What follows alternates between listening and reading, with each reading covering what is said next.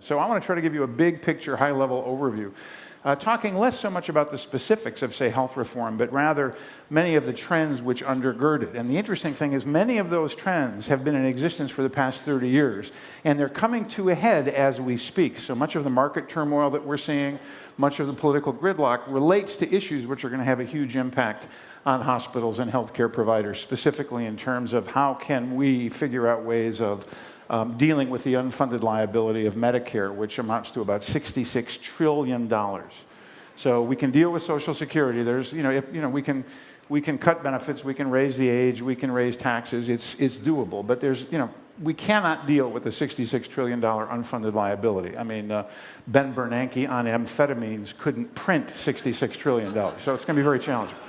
Now, the market turmoil also has a lot to do with this, and so we had a big roller coaster ride, and and I was thinking about what happened on Monday with that huge drop in the market, and it reminded me of a joke, and so I just thought I'd tell you the joke that related to this, and that's why was that market drop on Monday worse than a divorce? And the answer is because I lost half my money, but I still have my wife. So, okay, so just trying to know. Now, you might think that's a sexist joke, but you can make it spouse, and it works both ways. So feel free to use that, because I think we're going to have more days like that coming. But that market drop actually relates to a lot of what we're talking about, because there are kind of two swords of Damocles hanging over the American healthcare system. The first one, is kind of health reform, but that's an expression of these underlying trends. And the underlying trends, there are two of them I want to talk with you about. The first one we've heard a lot about, and I'll go to the second slide, then I'll come back to this one.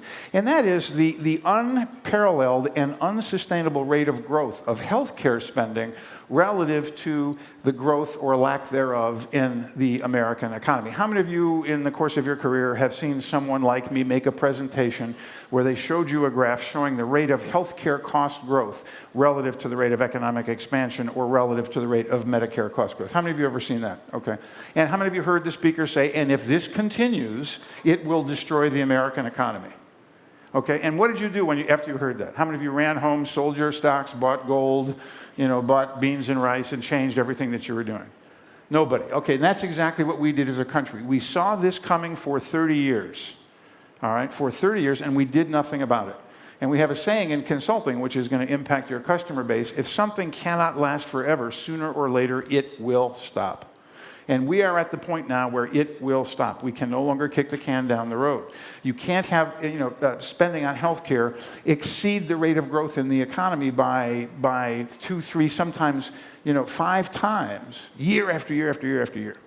And so, and just very, very quickly, there are two reasons why this is bad. The first one is the obvious reason, and that's balance. If you imagine the American economy as the famous pie chart, and the slice of the pie chart is healthcare. If the slice of the pie continues to grow 3, 4, 5, sometimes 6 times faster than the pie as a whole, doesn't matter how fast the pie grows or shrinks, healthcare keeps growing, then it starts to crowd out other sections of the pie, and you don't have enough resources to spend on infrastructure, research, defense, whatever else you think society should be spending its resources on.